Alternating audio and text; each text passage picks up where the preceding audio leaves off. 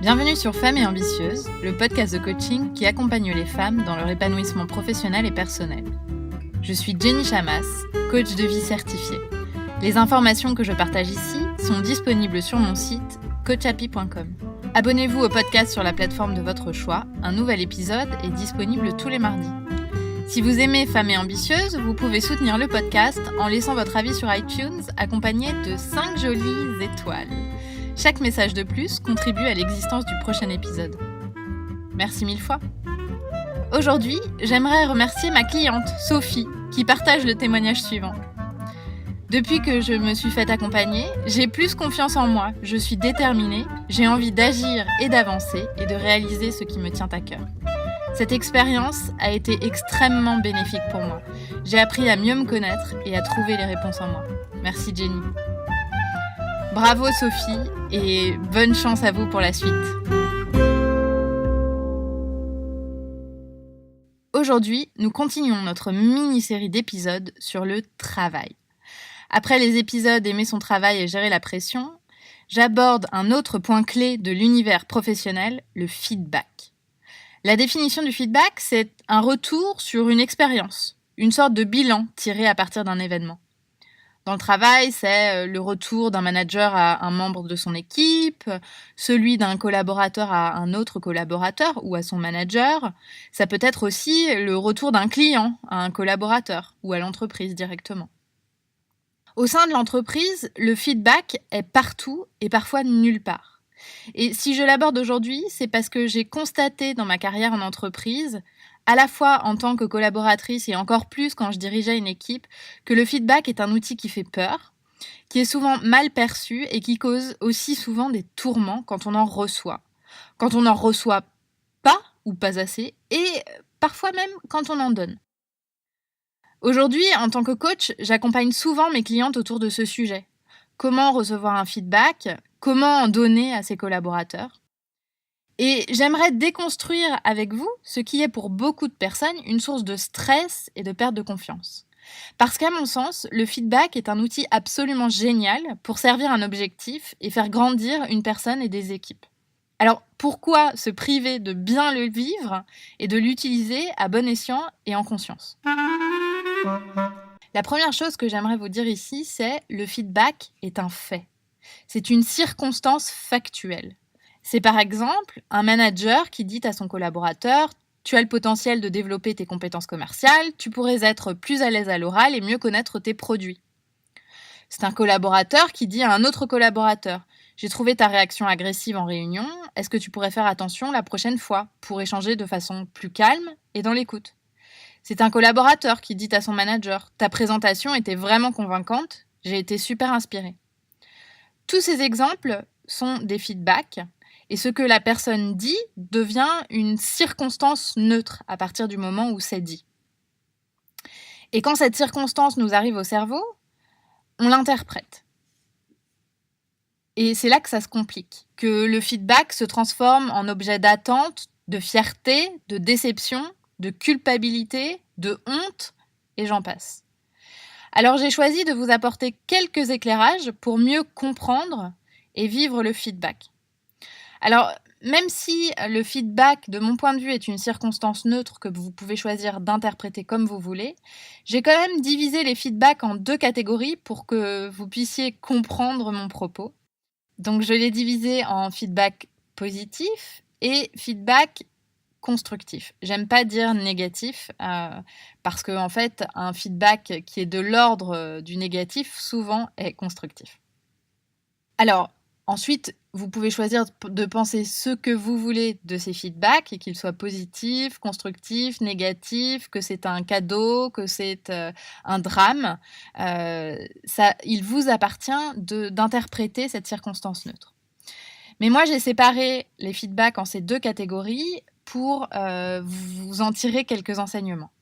Alors, si on se place du côté de ce que tout le monde pourrait communément appeler un feedback positif, en fait, la première chose que j'aimerais dire à ce sujet, c'est que l'être humain recherche le feedback positif.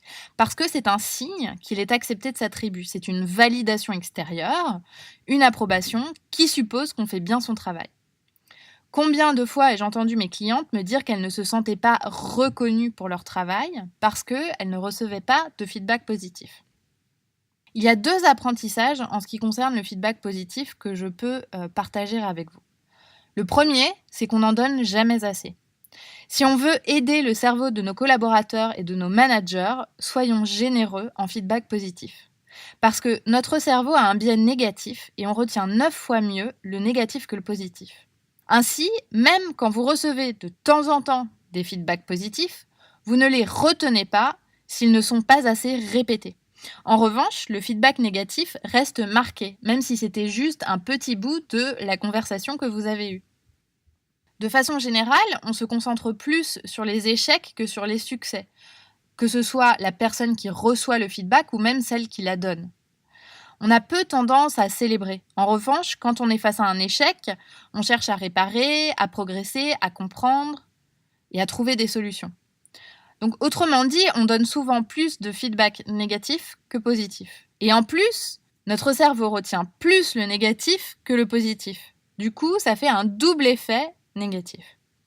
Pourtant, cela ne veut pas nécessairement dire que le travail et les performances de nos collaborateurs ne sont pas bons. Simplement, c'est ce qui se présente à notre cerveau le plus rapidement. Et n'oublions pas que le feedback positif est un outil en or pour tous, managers, collaborateurs, clients.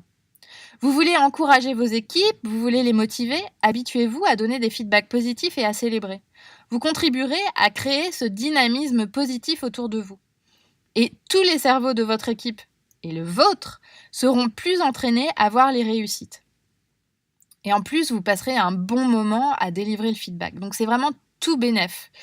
D'autant plus que si vous êtes entraîné à voir les réussites, potentiellement, vous avez plus de chances de créer des réussites. Donc je vous encourage vivement à donner des feedbacks positifs. La deuxième chose, c'est que si vous vous placez de l'autre côté de la balance, c'est-à-dire si vous désespérez de recevoir des feedbacks positifs, n'attendez pas qu'on vous les donne, apprenez à vous auto-approuver, à vous auto-célébrer. Ce n'est pas parce que vous ne recevez pas de feedback positif que ce que vous faites n'est pas bien. C'est peut-être que votre manager ne pense pas à vous en faire, peut-être qu'il est noyé dans ses propres sujets, dans le propre fait que lui ne reçoit pas de feedback positif. Bref, on peut tout imaginer. Ça en dit beaucoup sur votre manager, plus que ça en dit en fait sur vous. Bien souvent, la conclusion qu'on tire de ne pas recevoir de feedback positif, c'est que notre travail n'est pas apprécié et du coup, on se sent inutile et non désiré dans l'entreprise. On s'en fait une montagne et on finit parfois même par croire qu'on n'est pas un collaborateur de valeur pour cette raison-là.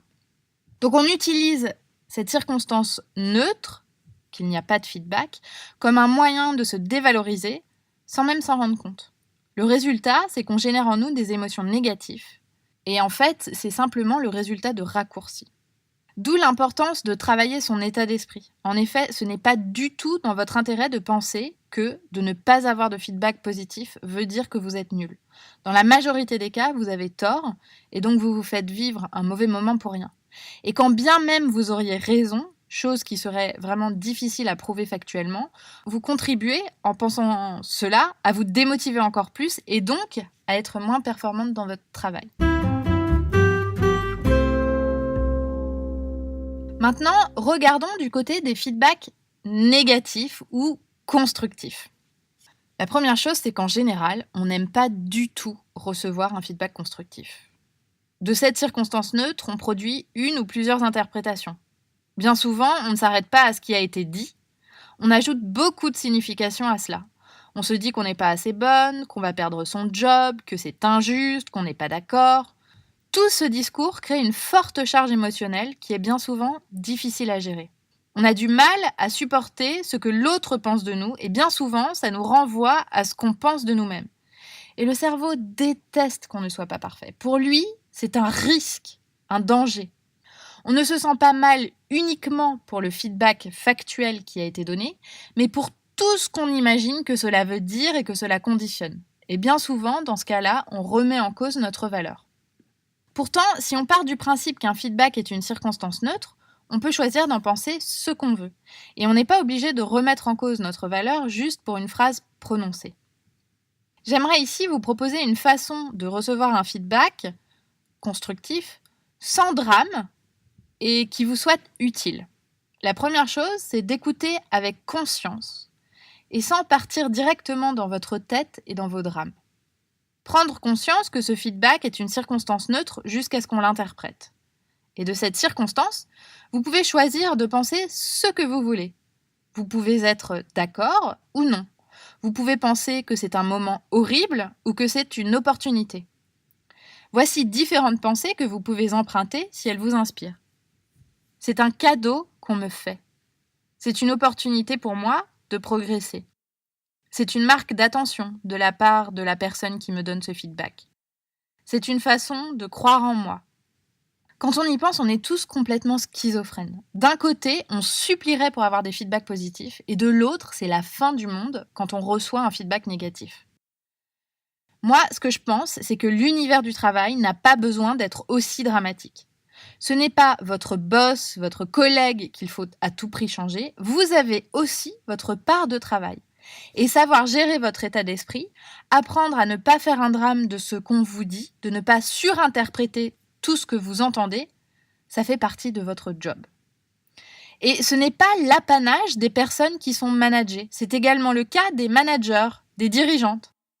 Moi, je me souviens du premier feedback que j'ai reçu en tant que manager. Donc, c'était une membre de mon équipe qui me donnait un feedback, le premier. Et vous savez ce que c'était ? C'était que je ne faisais pas assez de feedback positif. À ça, j'étais efficace, j'avais réussi à beaucoup faire avancer et progresser l'équipe et les résultats, mais en termes de feedback positif, je pouvais clairement faire mieux. Et je me souviens que quand elle m'a dit ça, j'en suis restée bouche bée. Ce que j'en ai conclu, c'est que mon équipe ne m'aimait pas, que j'étais très dure, que je ne prenais pas soin d'eux, que j'étais une mauvaise manager. Pourtant, ma collaboratrice m'avait fait des compliments dont je ne me souviens plus, mais moi, tout ce que j'avais retenu, c'était cette petite partie de ce qu'elle avait à me dire. C'était le point de progression. Et je m'en étais fait toute une montagne qui m'a empêchée de dormir quelques nuits. Et finalement, quand j'y pense, j'ai perdu beaucoup de temps à me dévaloriser et à dramatiser, alors que tout ce temps, j'aurais pu le passer à penser à comment faire plus de feedback positif, comment valoriser les bons résultats que mon équipe avait produits, de façon à les motiver finalement. Et en fait, à la place, je m'apitoyais sur mon pauvre sort de manager dont l'équipe ne reconnaissait pas les nombreux efforts. Mais en fait, cette phrase qu'elle m'avait dite était une circonstance neutre. Tu pourrais faire plus de feedback positif. J'aurais pu penser de ce feedback, elle est vraiment géniale d'avoir osé me le dire. J'aurais pu aussi penser, si une personne de mon équipe ose me faire un feedback constructif, c'est qu'elle a confiance en moi. Donc c'est que je suis plutôt une bonne manager. J'aurais pu penser, elle me donne l'opportunité de créer plus de connexions avec mon équipe. J'aurais pu penser, elle me rend service. À la place, ce jour-là, j'ai pensé, c'est injuste, je fais tellement d'efforts et le coup près me tombe sur un petit truc. Je suis nulle, j'aurais pu y penser toute seule. Oh, il me déteste. Vous voyez un peu comme notre cerveau est complètement fou. Il nous attire vers le drame et le scénario catastrophe. Résultat, on génère des émotions très inconfortables. Et pour moi, cela a été de la honte, de l'injustice et de la démotivation. C'est pour ça que savoir gérer son état d'esprit est une compétence en or. Imaginez tout ce que vous pourriez faire si tous les feedbacks que vous recevez devenaient des outils de progression sans passer par une phase dramatique. Et si vous pouviez avancer et progresser, même sans qu'on vous dise que ce que vous faites, c'est bien. Finalement, tout cela se passe uniquement dans votre esprit. Vous n'avez pas besoin que votre travail change, c'est quelque chose que vous pouvez apprendre à gérer dans le travail que vous faites. Une des raisons pour lesquelles on prend souvent mal les feedbacks négatifs ou constructifs, c'est que ça nous renvoie à ce qu'on pense de nous-mêmes. Parce que si vous ne croyez pas du tout en ce qu'on vous dit, si vous n'êtes absolument pas d'accord, dans ce cas-là, vous constaterez que vous ne le prendrez pas aussi mal. En revanche, ça devient douloureux dès lors que vous pensez que cette personne a peut-être un peu raison. Et finalement, c'est là que ça devient constructif, parce que si cette personne a peut-être un peu raison, c'est alors que vous pouvez en tirer quelque chose de ce feedback. Et on peut arguer que ce feedback n'est pas délivré avec respect, avec bienveillance, avec gentillesse, etc. Et évidemment, dans un monde parfait, toutes les choses seraient dites d'une façon incroyable. Mais l'idée, c'est de penser de ce feedback ce qui vous est utile, ce que vous pouvez en tirer. Et plutôt que de créer tout un drame autour de ça, d'imaginer de quelle façon ça pourrait vous servir. Alors, comme exercice d'application, ce que je vous propose, c'est qu'au prochain feedback que vous recevrez dans le travail, et d'ailleurs ça peut s'appliquer en dehors du travail, demandez-vous ce que vous aimeriez penser de cette circonstance neutre qui vous soit utile. Au début, une pensée par défaut va se présenter. Accueillez-la et réorientez vos pensées vers quelque chose qui soit plus constructif pour vous. Je suis coach de vie certifiée. J'accompagne individuellement un petit groupe de femmes ambitieuses qui souhaitent franchir une étape décisive dans leur carrière. Je les aide à faire tomber une à une les barrières qui les empêchent d'avancer pour oser vivre leurs ambitions et atteindre leurs objectifs professionnels et personnels. Si vous aimeriez vous faire accompagner, vous pouvez solliciter une séance de découverte gratuite.